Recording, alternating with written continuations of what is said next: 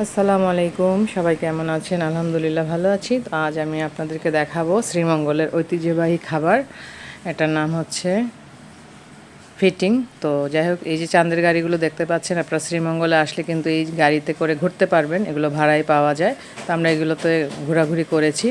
তো যাই হোক, চলে আসলাম এই যে ফিটিং খাওয়ার জন্য। এই খাবারটার নাম নাকি ফিটিং। তো ভাইয়া দেখুন কত যত্ন সহকারে এই যে ফিটিং তৈরি করছেন। এটা পরোটার মতোই, কিন্তু আসলে না। আমি যদিও শ্রীমঙ্গলে অনেকবার এসেছি বা আসি কয়েকদিন পর পর, যেহেতু আমাদের বাড়িঘর এখানেই।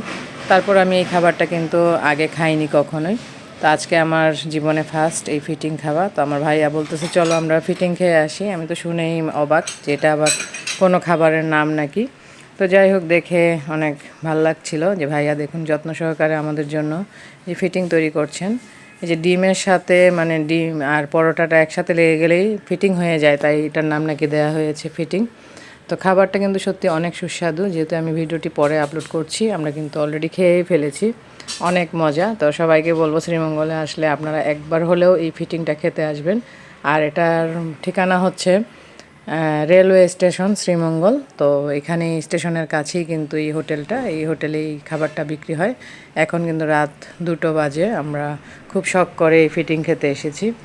সত্যি অনেক মজাদার। আর ভাইয়ার দেখতেই পাচ্ছেন কত যত্ন সহকারে বানাচ্ছেন, আর একদমই পরিষ্কার পরিচ্ছন্নই, তেমন একটা নোংরামি নেই এখানে। তো যাই হোক, আমার কিন্তু অনেক মজা লেগেছে খেয়ে, অনেক সুস্বাদু, অনেক ভালো লেগেছে। তো যাই হোক, ওনার বানানোটা দেখছিলাম, এমনকি শিখেও নিচ্ছিলাম। এটা কিন্তু আমরা ইচ্ছা করলে বাসাতেও বানিয়ে খেতে পারবো। এই যে বাচ্চাদেরকে দিলে কিন্তু তারা খুব খুশি হবে যে এটা আসলে কোন টাইপের পরোটা।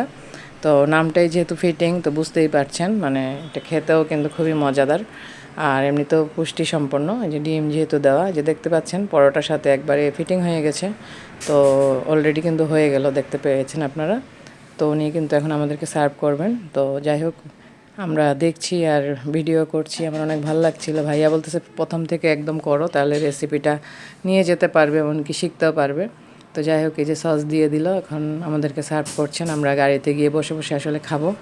যাই হোক, আমার অনেক ভালো লাগে এরকম ঘুরতে গেলে কিছু খাবার দাবার খেলে, সত্যি অনেক ভালো লাগে। অনেক রাত হলো, মানে তেমন একটা টায়ার্ড লাগছে না, কারণ শ্রীমঙ্গল গেলেই আমরা কিন্তু অনেক ঘোরাঘুরি করি।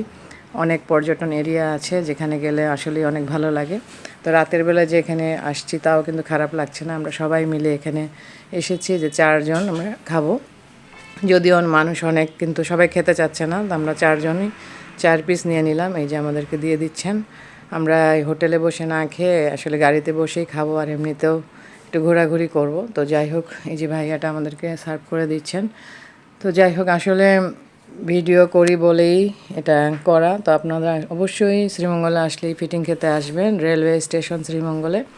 আর আমার ভিডিওটি কার কেমন লাগে অবশ্যই কমেন্ট করে জানাবেন। আর আপনারা কমেন্ট করলে সত্যি আমি অনেক আনন্দ উপভোগ করি, আমার অনেক ভালো লাগে, ভিডিও করার আগ্রহ পাই। তো এই যে অলরেডি আমরা গাড়িতে চলে এসেছি, এখন খাওয়া দাওয়া শুরু করব। তো সবাই আমার জন্য দোয়া করবেন। আমি নতুন একটি ব্লগ ভিডিও নিয়ে আবারও আসব। আর আপনাদের জন্য দোয়া রইল। আর যারা আমার পেজটিতে এখনও ফলো দেননি, তো ফলো দিয়ে পাশে থাকবেন। যারা আমার চ্যানেলটিকে সাবস্ক্রাইব করেননি, অবশ্যই সাবস্ক্রাইব করে পাশে থাকার চেষ্টা করবেন, সবাইকে অনুরোধ করছি। তো যাই হোক, আমরা অলরেডি খাওয়া দাওয়া শুরু করে ফেলেছি।